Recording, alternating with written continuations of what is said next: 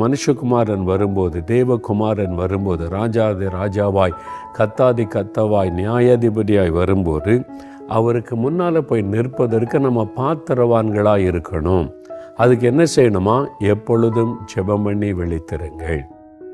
எப்பொழுதும் ஜெபம் பண்ணி விழித்திருங்கள். உங்களை பார்த்து ஆண்டு சொல்கிறார், வருகையில் காணப்பட விருப்பமா? எக்காலம் துணிக்கும் போது மத்திய ஆகாயத்தில் இயேசுவை சந்திக்க விரும்புகிறீங்களா? எப்பொழுதும் ஜெபம் பண்ணி விழித்திருக்கணும்னு இயேசு சொல்லியிருக்கிறார். எப்பொழுதும் ஜெபிக்கணும். எப்படி நம்ம எப்பவுமே ஜெப நிலைமையில் இருக்க முடியும்? நம்முடைய இருதயத்தில் ஜெபிக்க முடியும்.